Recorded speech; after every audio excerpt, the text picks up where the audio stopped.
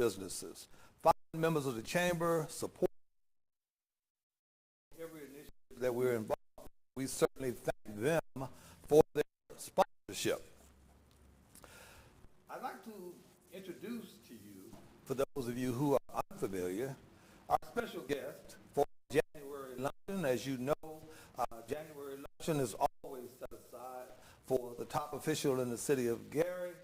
This young man is a Marine Corps veteran. This young man has served in various capacities of leadership in this community. He's a product of the city of Gary, Indiana, a graduate of New Orleans High School. Folks, I'd like to welcome to this virtual telecast the Honorable Mayor of the city of Gary, Jerome A. Prince. Welcome, Mayor. Thank you, Chuck. Welcome. Thank you for having me again. Getting pretty used to this, and if you invite me again, it seems like I'm going to be a regular on the chamber event. So, in any event, say this though. Speaking of that, a year ago, at the same time, the Gary Chamber, which is customary, we acknowledge, and the mayor is always our speaker. You had just started. You had just taken the oath of office, maybe a week before. At the Gary Chamber luncheon, you were welcomed by 500-600 people. I recall. Networking, just jovial, everybody having a great time, and a few months later, the whole world changed. Yeah, I recall that. Certainly was an event that I enjoyed speaking at. I left there sort of unsettled in a sense, largely because of all the dynamics and the gravity of all the challenges that exist. I was, I guess you could say, as fresh and as green as you could possibly be. But having said that, the speech that I left you all with was very specific and short, but very specific to the challenges that appeared within our first week of administration. It almost seems sort of surreal, though, when you think about it, because at that particular time, I had no idea that less than 8 weeks later, we would be facing one of the most critical situations, certainly in that administration, but in the country, and as you know, the last time there was a pandemic in this world or in this country was about 1918. And so having said that, 2020 was a really, really eye-opening experience, but I think that in a lot of ways it built the fortitude necessary to approach 21 and the subsequent years that are ahead. And so glad to be back again, glad to be in greater spirits, even though we're still experiencing COVID to a significant degree. I feel very keenly that as a community we've addressed at least the challenges that are associated with it to the best of our ability, and that included sharing information, accurate, timely information with our constituents, but also making sure we keep safe and keeping our families and friends safe. And to that extent, under the guidance of Dr. Walker, a health commissioner, I feel fortunate that as a community, although we've experienced loss and certainly increased episodes or events of COVID, I think for the most part we fared fairly well, considering that as an African American community, we certainly were projected or predicted to be on the leading edge of all occurrences. And when you couple that with the demographics and the age demographics specifically in this community, I think that at the end of the day we did fairly well. So, Mayor, you came in with a plan. When you ran for election of Gary, your vision was to reimagine a Gary. You had a plan, you had an agenda, you had some things you wanted to see done. How did you have to revert? How did you have to alter those plans? Because the immediate need was, as you said, to address this COVID issue, to deal with making decisions to close beaches and businesses, those kinds of things. Well, first-term mayor, how did you feel at that point, having to do all of those things literally on the run immediately? So, great question, and I'd love to take a minute to try to answer that. And so basically, as you suggested, there was an overall plan, right? And we used it as a campaign slogan or a tagline, but it very quickly became our mantra, and that is to reimagine Gary, because we believe that in order to see the type of change that myself and so many residents were pining for, that you have to take a different perspective, if you will. You certainly have to go about the business of, or conducting the business of city in a different way. And so although the plan and the goals were lofty, we always narrowed it down and focused it to three specific areas of concern.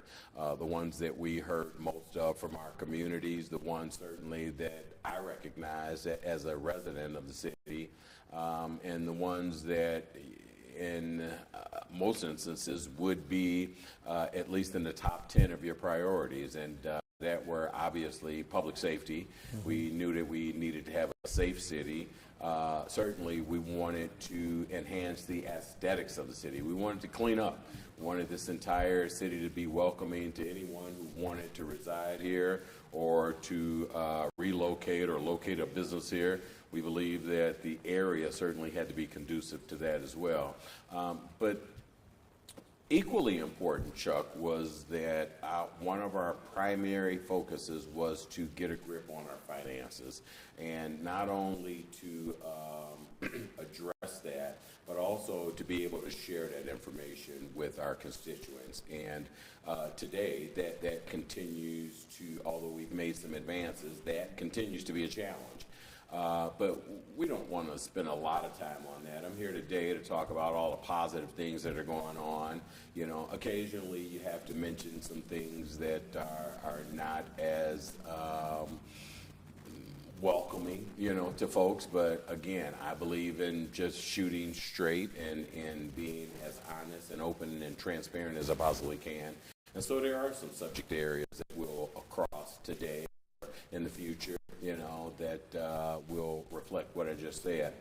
But in any event, when it got to COVID, right, all of those plans, even though they still existed and we continue to pursue that, for a period of about 12 weeks rather, I would absolutely say that a lot of those priorities, even though we addressed them on a daily basis, they took a backseat to what was the most pressing issue of the community, and that was keeping people safe.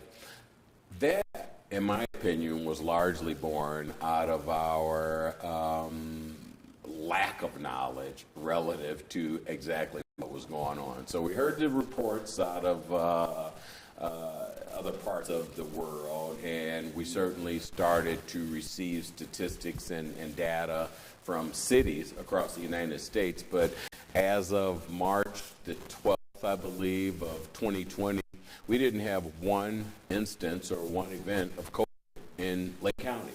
But this administration immediately established two protocols in the event that COVID does surface in Lake County. But equally important, at the moment that we saw the first case in Gary, we wanted to be prepared with good direction for our constituents and not necessarily be as reactionary as not understanding the total complexities of it would have you to be. And so with that, I believe we, adjusted adequately, and to that extent, I believe that we're prepared to certainly introduce vaccinations at this particular time. We're still performing rapid testing, if you will, and in addition to that, myself, like everyone, and you included, would be glad or will be glad when this subsides and we can return to, some semblance of normalcy.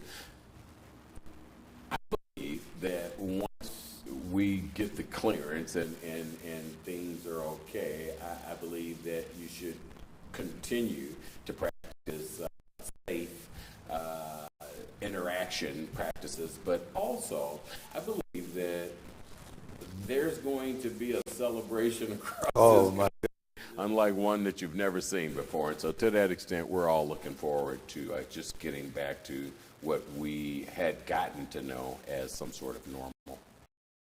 You know, let's go back, though, to some of the pillars that you spoke about. You mentioned public safety. Public safety is obviously important in a community. It's important in business. Hopefully the feedback is not affecting our viewers, but if so, we'll continue along. But let me ask you this from a personal standpoint.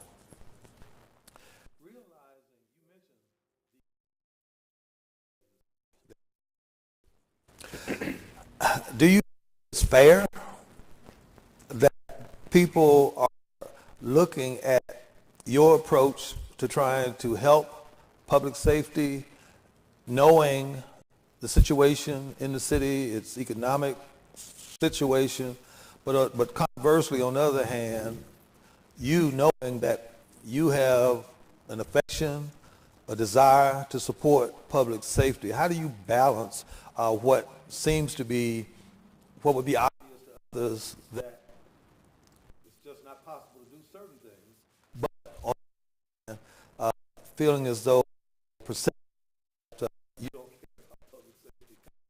Kind of to be, but I just think you probably should address it. Well, let me address the last part of that first. And so I don't think it's the general consensus that this administration doesn't care about public safety. Sure. Perhaps from a few, or maybe even a little bit more than a few. But that statement or that perspective is more relative to your first question, and that is, do I think it's fair? And I do. I think it's absolutely fair. Okay. I am the mayor of the city, and to that extent, people look for us for guidance, for direction, and sometimes unrealistically, they look for us to be able to solve all the problems. Yeah. Well, you said it.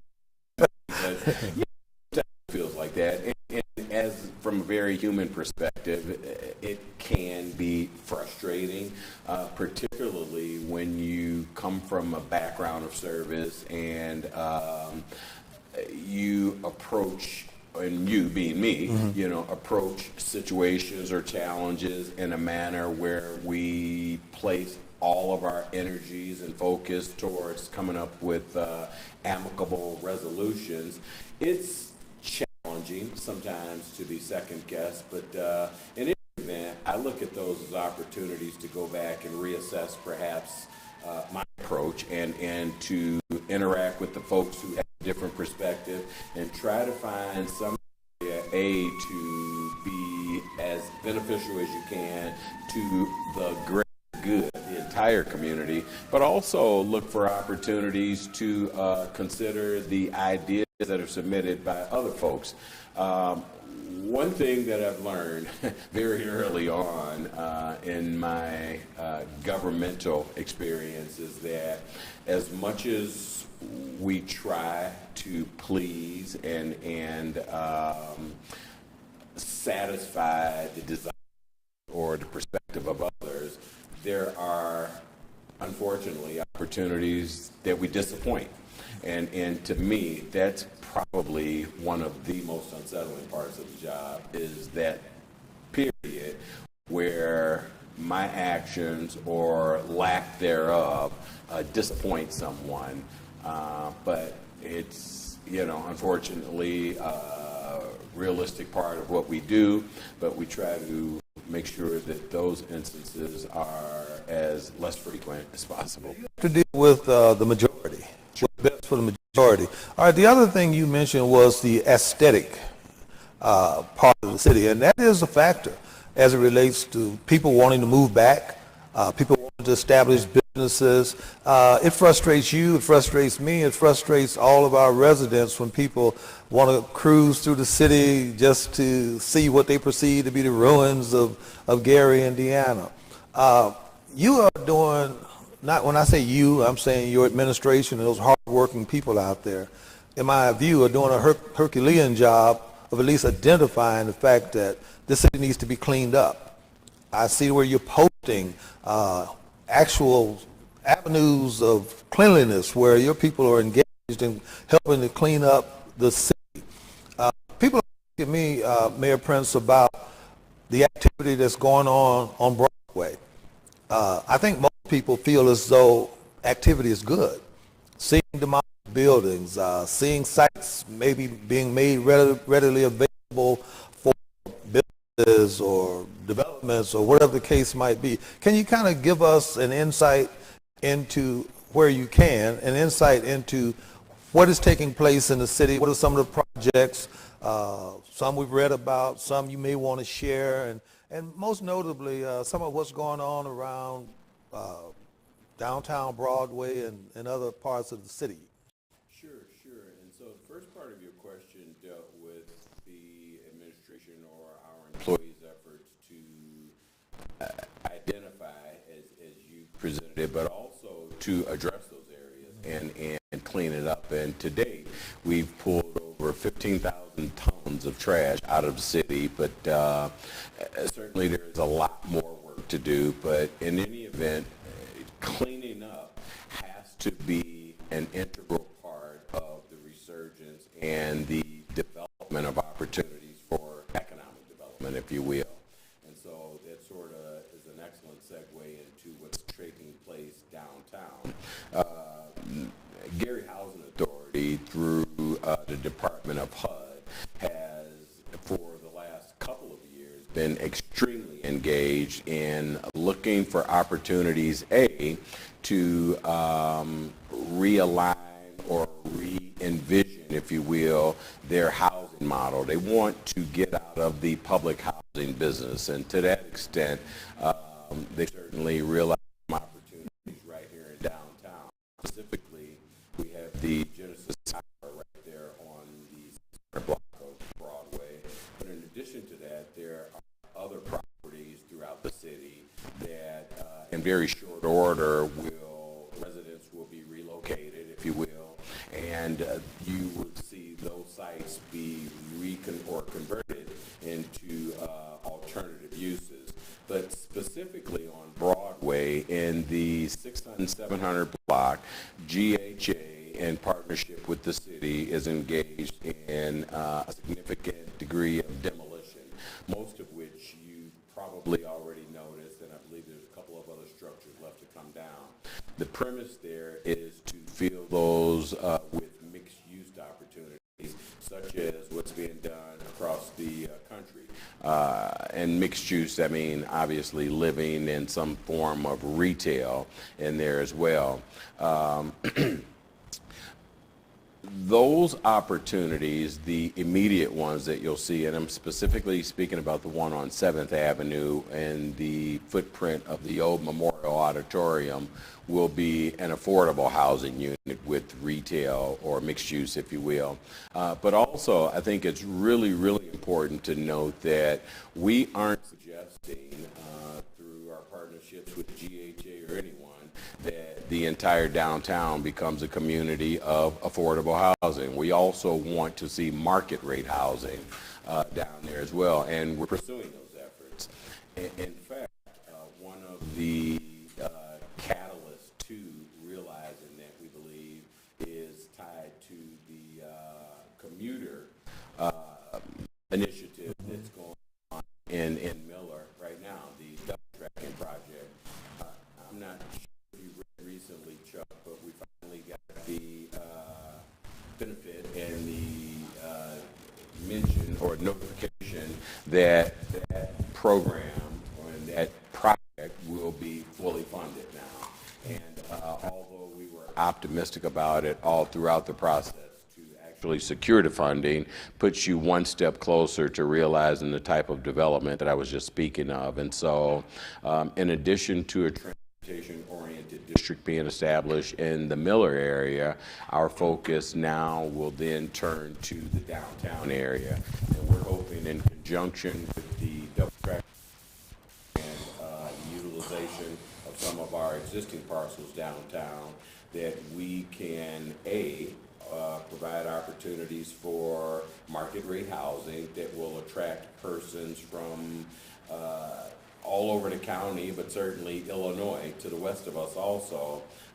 Persons who want to realize market rate housing in a downtown area, close to transportation, but at an affordable or a fraction of what they would pay in some other community. And we believe that that's one of our greatest opportunities here. You couple that with a city center, which is a vision of this administration, and that is to bring all of our city services down to downtown Gary, one central location, and culminating in a brand new city hall. Some might say, well, why do you need a new city hall? That's an expense that you could forego, and you certainly shouldn't be even considering at this point. And that's one perspective, and I certainly understand that, particularly when you consider the state of the city's finances. But also on the other side of the coin is the fact that we spend pretty close to $1 million a year in maintenance and upkeep of this facility, and my position is that that certainly isn't sustainable.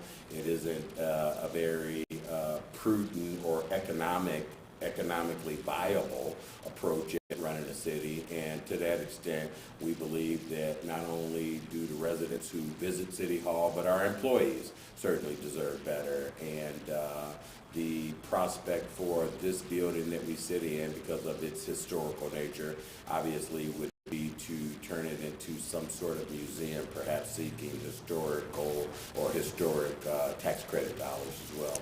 Well, Mayor, first, let me get this out first. You mentioned Memorial Auditorium. I want you to know, sentimentally, I dribbled a basketball in that place, Mayor. So I don't know if I may be one of those. No, I'm just teasing. I started to say I may be one of those dissenters as it relates to Memorial Auditorium, but no. But what I glean from what you just suggested is, and I'm gonna look at this from a business perspective, from a chamber perspective, from a business person's perspective, is the vision of opportunities, jobs, the vision of, we just concluded a census not long ago. You talked about trying to attract people from all over the place. I think anybody who don't get the gist of the importance of trying to attract people to your community, it brings in additional taxpayers. It gives you the opportunity to have more people contributing to the community. The double track transportation you talked about, with a brand new station in Miller, with an upgraded station in downtown Gary, people having to travel only 20, 25 minutes to jobs and opportunities in Chicago and vice versa. It's kind of proactive if you think about it. It's forward thinking. And let's just hope that people who see what's trying to take place here takes place. Because you're getting calls, I'm sure, you're being inundated with calls from people who are talking about wanting to do things in the city. We're merely the chamber.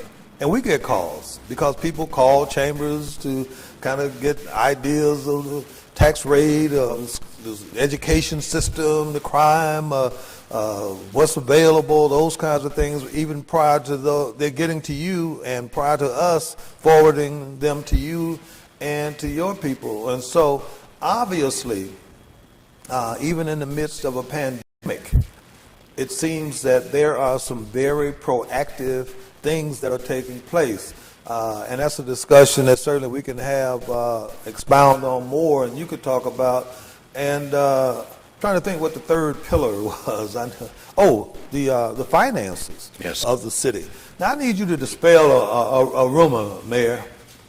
It was out there that you came in under the best, most loftiest conditions that a mayor ever had, man. We had millions of dollars in surplus, and great things were in place. Tell us if that's a fact or not.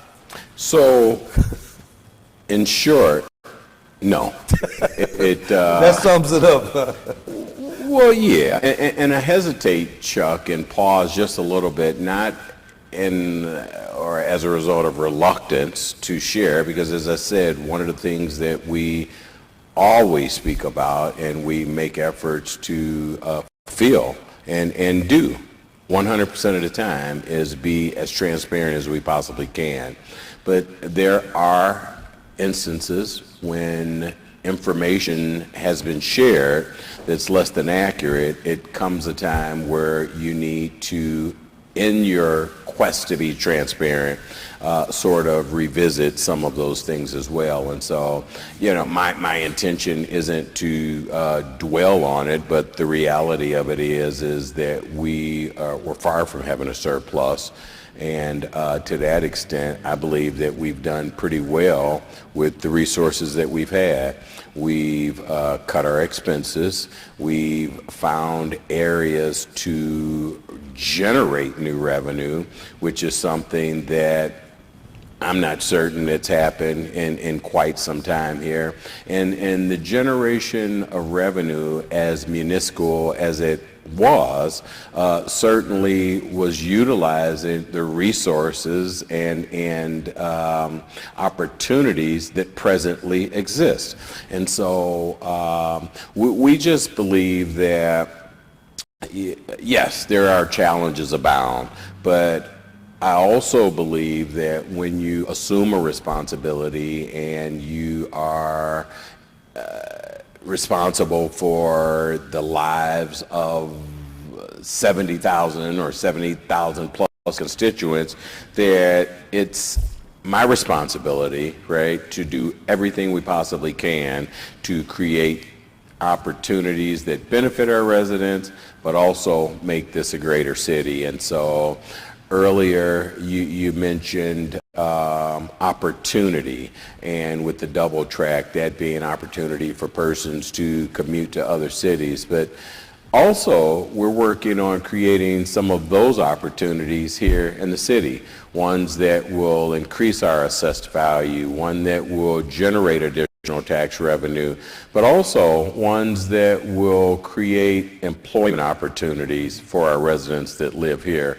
And one such instance would be our announcement of Acumen Technology, seeking to not only locate their corporate headquarters here, but also to establish a manufacturing facility that would manufacture the first 5G cell phone, tablet technology right here in the city. In our discussions and negotiations with them, there are a couple of other benefits that are going to be readily available for our residents, and the one that certainly resonates the most with me and the one that I'm most excited about is the partnership that we're going to establish with them and working in conjunction with IUN as well to establish sectors of Wi-Fi in an effort to try to make sure that the entire city has access to the internet. Right now, Chuck, a recent study that we've got our hands on suggested that at least 55% of our population don't have consistent access to the internet. And that's the way of the world now. And that's a challenge, right? And it certainly shouldn't be here in the city of Gary. So yeah, we're looking forward to Acumen Technology going online this year. In fact, they also have an offer on 2 different parcels. One is the old Ivanhoe Gardens housing development area, and ultimately that'll be the location of their manufacturing facility. But also we have engaged in discussions and have an offer on the table for the purchase of the Genesis Center. And I take my time when I say purchase because, as you said, sometimes, or as you alluded to earlier, information gets out and it's just not accurate. And so there was some suggestion that we were going to give these folks the Genesis Center, and nothing could be further from the truth. In fact, there's a pretty significant price tag that's attached to that particular initiative, and we believe that not only will that benefit us in terms of us not having to subsidize the operation of the Genesis Center, paying utilities and things of that nature. As I mentioned earlier, it's going to create employment opportunities. It's certainly, by it going online as a private entity, they will pay taxes now. But in addition to that, the Genesis Center will get a brand new facelift. And I think that once you consider some of the other things that we talked about and the development that's going to take place in the downtown area, that center itself would be a wonderful addition to the downtown area. And so we're looking forward to that as well. All right, the Genesis Center, let's, you kind of covered that real well, but let's talk about the fact that, you know, these citizens here, they have this sentimental attachment to the Genesis Center. I remember when the rollout was with Acumen, when the press conference and all that, one of the principals indicated that the Genesis Center, part of it would still be available for community forum, entertainment activities. Does that still exist? Yes, sir. Well, that should satisfy, you would think, both sides of the equation. The Genesis Center, maybe people are not aware of the fact, Mayor, in a financially distressed community, how much of a drain it has been on the community and the overall budget, and to be able to address many of these myriad of other needs that people are constantly talking about, and rightfully so. Sure, sure.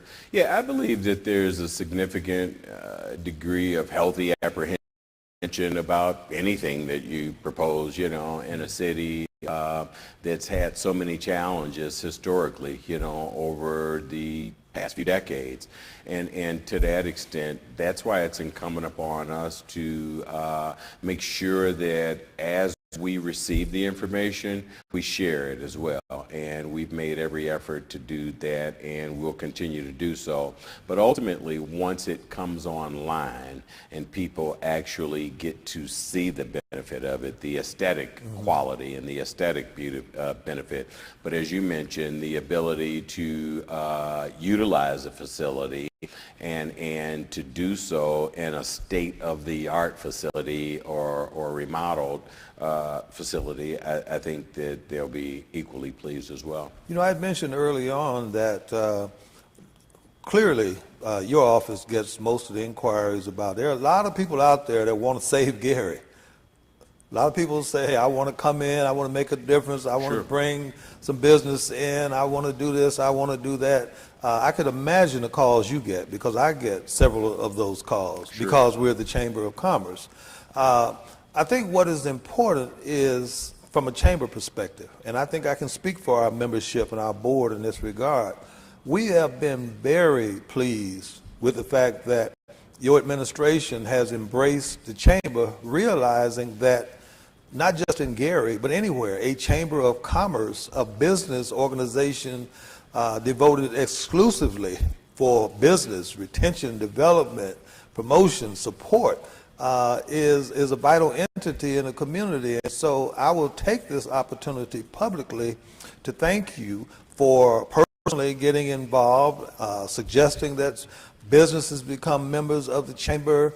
Our deputy mayor has just joined the chamber privately, and other members. And in fairness, my relationship with the Gary City Council has been great in terms of me being the chamber president and CEO. And so I just want to say that in our quest, and I say our quest because it's not yours, mine, it's the entire community, in our quest to have our city revitalized, reimagined, whatever it is we want to say, it's going to take all hands on deck. And so, again, as a starter, I appreciate the fact that you have really committed yourself to supporting the chamber, and we've conversely done the same thing. And so I think it's a marriage made in heaven. Yeah, I couldn't agree more with you, you know, in terms of the support that this administration shows the chamber. I believe in many ways we'd be hard pressed not to, for a number of reasons. One is, in just the most basic of reasons, right?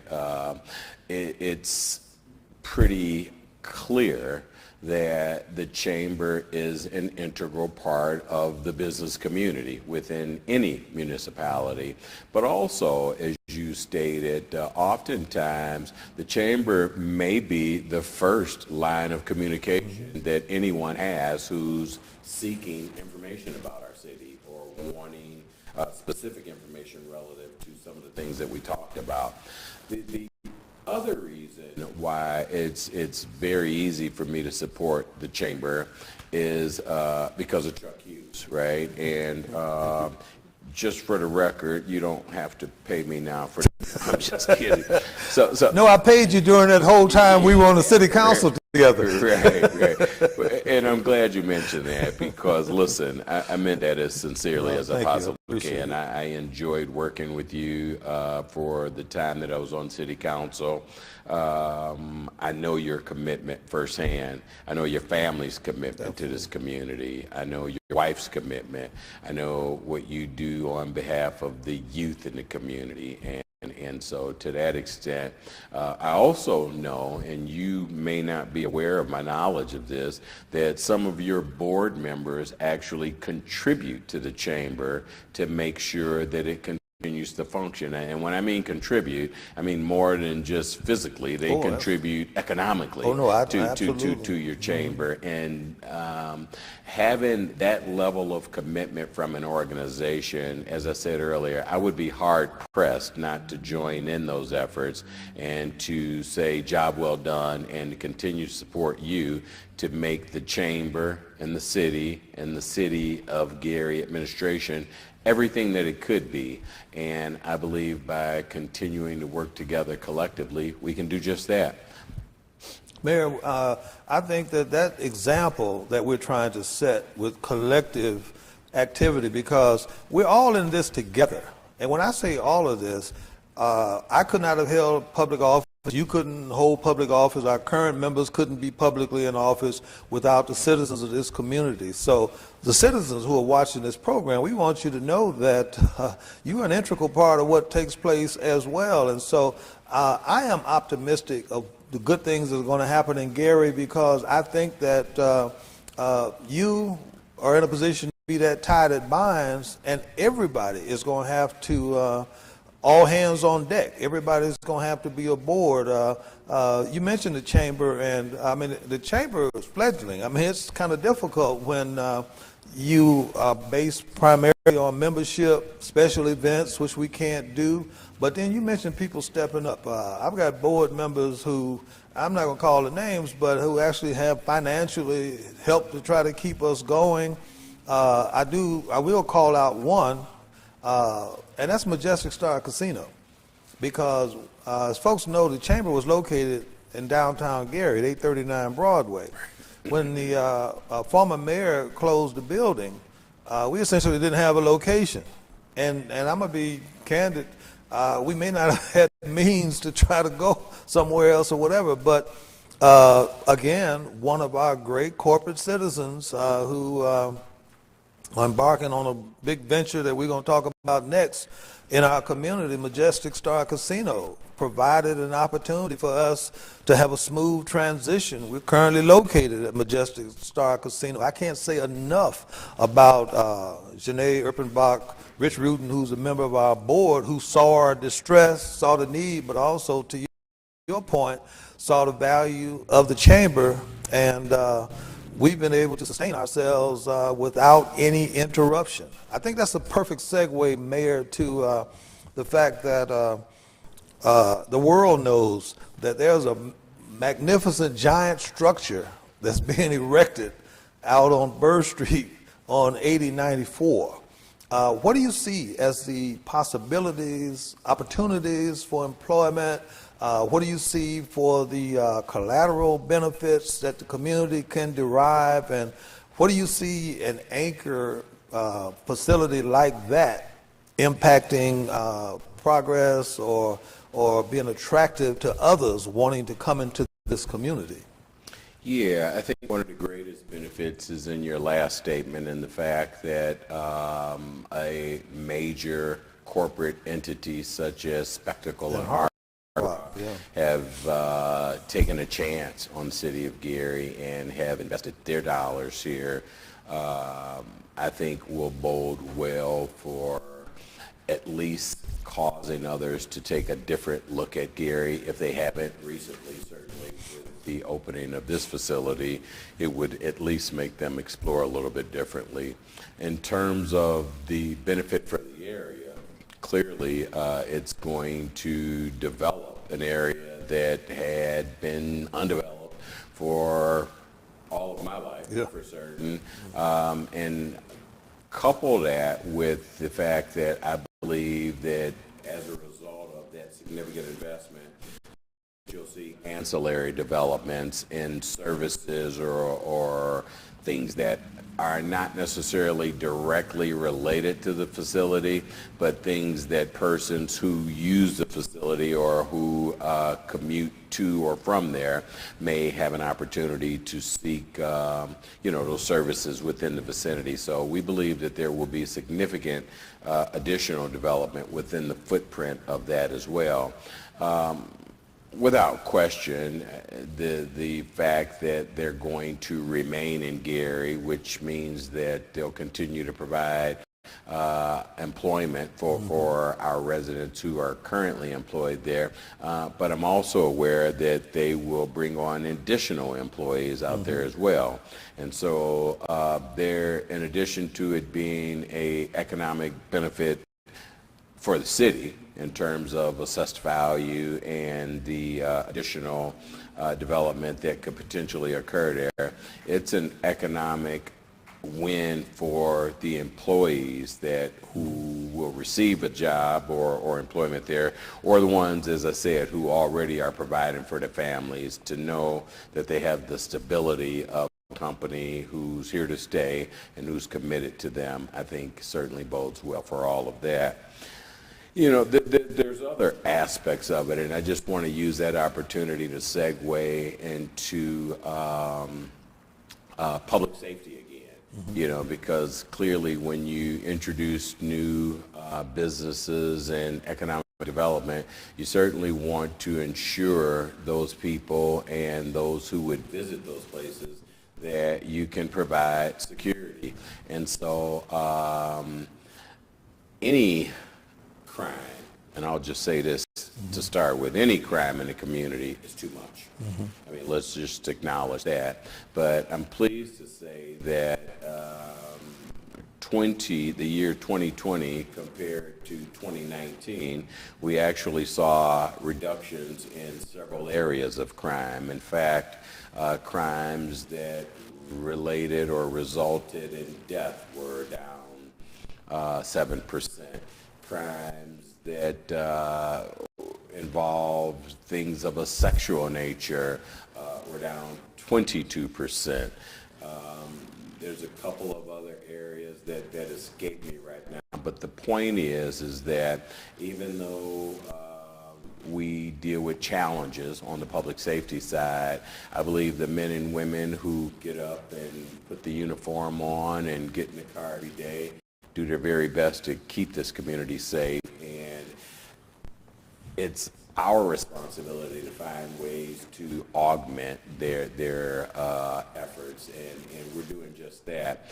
We're exploring new technologies, some traditional policing, if you will, but others would include technologies such as LPRs, or license plate readers, which collect or actually use a highly technical digital camera and computer to capture a large number of license plates within an area or wherever proximity that the LPR is in. But then they use that data, convert it into text, and compare it to a large number of plates that are in the system, plates of interest that are in the system. We believe that that technology within itself is going to help us to keep the city safe by being able to readily identify the perpetrators of some of those crimes that we mentioned earlier, without them even being the wiser that our guys are what they're doing. In addition to that, we're exploring shot spotter technology, which will certainly help with, gunfire and things of that nature, being able to specifically identify the area in which it came. Chuck, I would be remiss if I didn't mention this next item, largely because of the efforts of our administration to secure it. And that is, we are looking to secure a total of 50 additional vehicles to replace our very aged fleet of Victorias that exist in the police department. There's 13 that are already being prepared with all the technical gear, and another 37 that will be introduced at some point in this year. But the point is that in some instances, as you alluded to earlier or mentioned, some, depending on the subject, may develop the perspective that there's a lack of attention to public safety simply because we weren't able to provide all of the gaps or fill all of the gaps that existed, such as higher pay or body cams and things of that nature. But let me just suggest that we've already begun to address those areas from a priority perspective, and we're going to continue to do that because we believe that in order for our men and women to do their very best on the street, they certainly need to have the resources necessary to perform their job. But also, they need to know that this administration hears and knows and is aware of where the impediments exist, and we're doing everything we can to address them. Mayor, we talked about the area where the casino is going to be built, and just from a personal perspective, Fresh County Market is probably our premier grocery store in the city. There's a new casino being built out in that area. You mentioned the fact that it will provide an opportunity for further development. I'm a person who grew up in that footprint. I remember the times when our swimming consisted of when the Black Bottoms area that we call that Small Farms area flooded, and we would go out there and swim in those waters. I remember not having to pave streets where the dust was so bad in the summertime that the city would come out and put tar out, and we trekked tar back into our homes and those kind of things. But we were happy that we could get out and run and play, and the dust wouldn't flare up and cause all kinds of problems. So I'm just sitting here visualizing the kind of progress that can take place. So that should be an impact on the west side of the city of Gary. We know that the Miller community has always been proactive, and they've just finished what looks like a streetscape program and others, and they have a viable business community. In terms of the whole city, I know at one time there was a prominent Midtown business district and that kind of thing. What is your vision, or do you have any vision, or is it too far to think ahead from a totality perspective of the other areas of the city as it relates to development? Sure. So, Chuck, there's activity and interest all over the city right now, and our folks are engaged in discussions with them on a daily basis.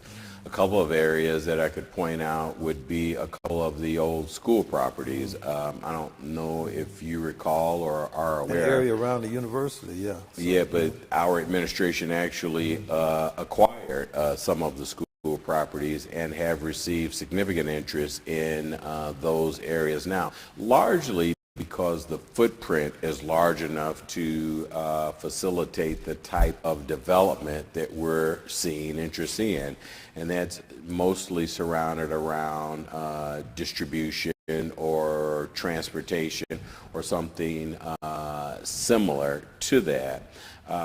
So to answer your question, yeah, Miller continues to thrive, but let me just say that there are pockets there that have challenges as well. And so to your point, it's our responsibility to make sure that we look for these opportunities across the city. And in addition to the things that I sort of alluded to relative to the schools, near the university. We have offer on the table to develop the Gleason Golf Course.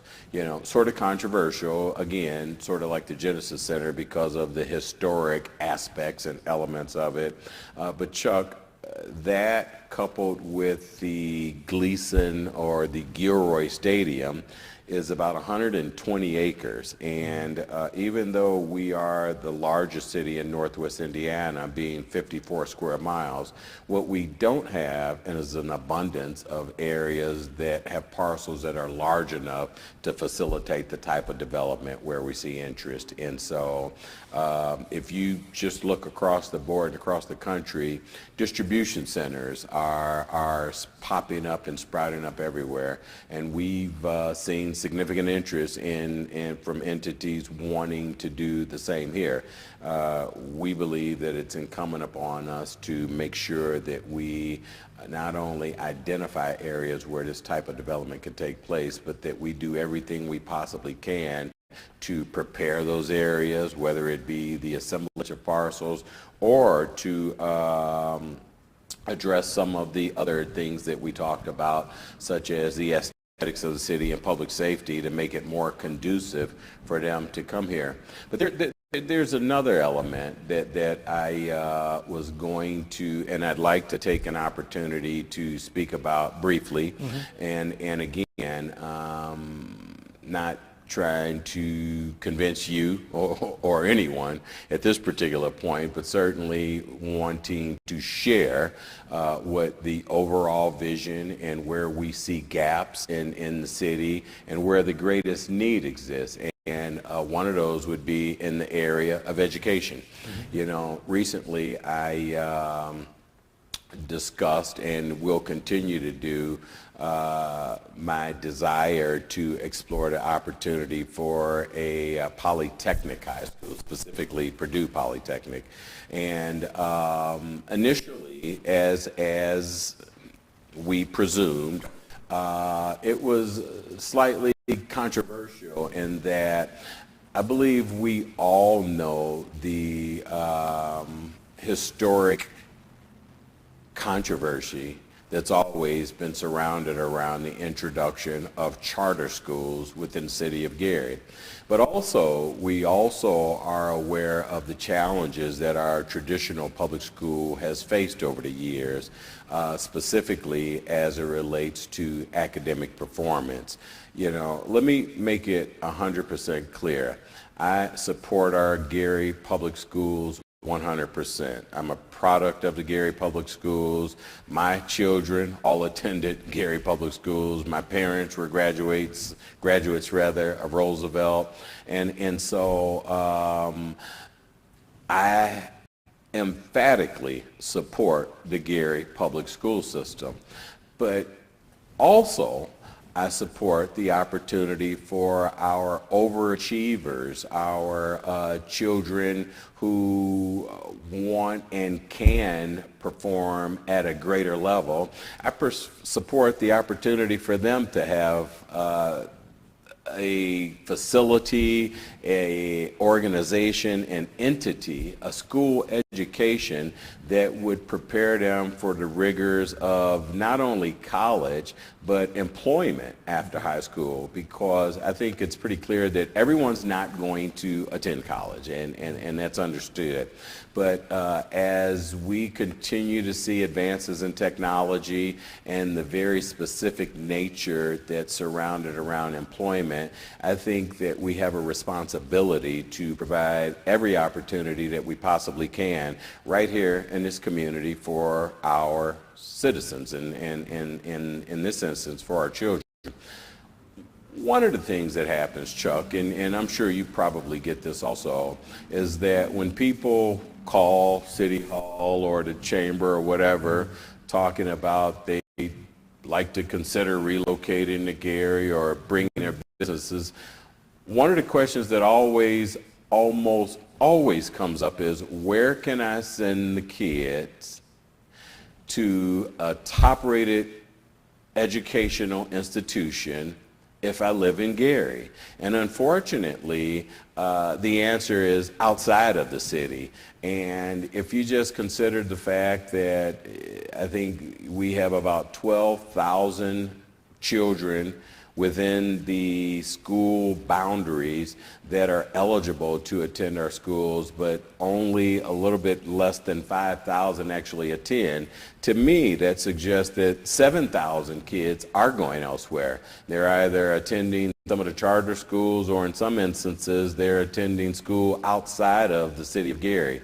We want to bring those people back, and we believe that if we provide an opportunity for them with a top-rated, renowned schools such as IU, or I'm sorry, in this instance, Purdue Polytech, in conjunction with IU, and in a perfect scenario, we would have a collaboration between Purdue, IU, as well as Ivy Tech, and the Gary Community School Corporation. We believe that we could provide those opportunities for our students immediately, and immediately is the operative word here, Chuck. Well, you know, I think the value of a program like this is you get an opportunity to express what your true feelings are. You know, I don't get the impression now that there's any kind of adversarial relationship. It's either go this route, Purdue, Polytech, discard the Gary public school system. I think you've clearly suggested that you are concerned about education for everybody in the city, and I think that's important, and I think having you make that public assertion is going to bode well for folks in the community who want to see what you're indicating, that there is an option for those who excel beyond the norm, and an opportunity maybe to get into institutions and programs in those institutions that qualify for. But the fact that you are committed to working with and on behalf of the part of the community, a large part of the community that will still engage itself in the Gary public school system. So I think that that's a great idea. The Chamber actually is working in partnership with our Step Up for Education initiative with the Gary Community School Corporation, and we expect to launch that pretty quickly, and we're just happy to know that you'll be a part of that as well, because again, I think clearly we're indicating here on this program that be it education, be it jobs, be it business, be it whatever it is, whatever's good for the community, all hands are on deck. Absolutely. And so I've worked with you with children prior to this, and I certainly will continue. But also, as you expressed, I am absolutely committed to the success of all children, and certainly committed to the success of the Gary Community School Corporation. Recently, as you're aware, there was a referendum, and I didn't take a public position on it because I thought it was incumbent upon the persons who have children in school certainly to speak up and exercise their voice, but also the community at large, and they did resoundingly. They supported that referendum 60%, I believe 60% to 40%. And I mention that to say is that clearly there's a desire of the community also to support our public school system, but as we mentioned previously, and I did, and you sort of hit on it as well, to provide opportunities for those who are achieving at or above grade level right here within the city certainly is a noteworthy initiative, and something that we're going to continue to pursue, because we believe it's our responsibility to provide the very best opportunities for all of our citizens, and that's the focus, and that's the goal. Mayor, let's leave the city of Gary momentarily. I mean, don't throw it out of your mind, but let's leave the city of Gary momentarily, because as we talked about earlier, we are getting inquiries from people all around the country. I mean, people will recognize Gary. There's a spotlight on Gary, and that's a prerequisite to what is going on nationally. We have just elected a president-elect, but a president, Joe Biden, a Democrat, Kamala Harris, African-American vice president. Joe Biden indicated in his acceptance speech that he owes his election to the black community. He's going to do infrastructure work and other projects that are going to help and embolden and embody and support urban areas. You would think for sure Kamala Harris and Cory Booker and some of those folks who are key advisors to President Joe Biden will also push this urban agenda. What do you see in terms of Gary, Indiana, I finally say being the poster child of a majority African-American, majority minority, majority community with economic distress, the type of community that they want to convert and support or whatever? What do you see is your optimism level at 100%, or what opportunities do you see with that expressed agenda by our new Democratic administration? Yeah, so to answer that question, I guess I'd have to point to the 20 years experience I've had as an elected official. And I believe that most people who come into office do so with the greatest of intentions of helping everyone. I mention that to say that although the conditions that you mentioned are certainly reflected here in the city, but those conditions exist in many municipalities across the country. But to be clear, even though we left Gary for a second, my focus is right here. And so to that extent, we're developing a federal agenda, legislative agenda, if you will. And fortunately, we have folks who are a part of our team who know some of those folks, and we're looking to get a meeting with the vice president and if possible, the president here sometime in the early part of this year. But we'll be prepared when we do because sometimes you only get one of those opportunities. Right. And we'll certainly be prepared to present our city in the best light, but also to share the challenges that we exist and make whatever requests or asks that we have very specific, and so as to not waste their time, but also to capture their attention and provide them an opportunity to see the city, even if it's for a short period, to visualize the city as we do. And we believe the best way to do that is to make sure that we get our stuff in order here, and to make sure that when we make that visit, that we certainly have proven that we are doing everything that we possibly can to bring ourselves up also, but make it very, very clear that we certainly need some assistance as well. But we aren't looking for handouts. We want to earn and deserve everything that we can. We believe that the resurgence or the rebuilding of any community is built on the residents that live there, and anything that you receive in addition to that is icing on the cake, if you will. And so we're going to continue to pursue the efforts that we are here and address the areas of priority that I mentioned to you also. Because at the end of it, I think the biggest difference between being an elected official on a national scale, such as the White House, or here, right, in the city of Gary, are the concerns of your constituents. And so a lot of similarities, but the people here want to see the basics. They want it safe. They want streets paved, right?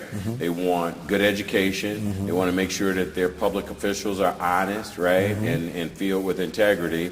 But they also want to realize opportunities that they could pass on to their families as well. And Chuck, we're well on our way to making sure that we do everything we can to help them realize those areas. Well, Mayor, this, as you know, is sort of groundbreaking. This has been a virtual Gary Chamber luncheon.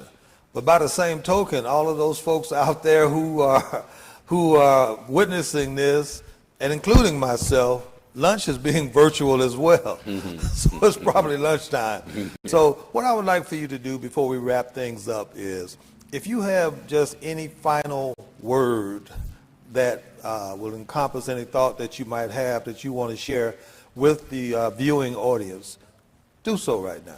Yeah, so I'd like the viewing audience to consider Gary as a blank canvas, if you will. And to that extent, I would like for them to take a really good look at the opportunities that exist. I'd like for them to continue to scrutinize our leadership as they should be.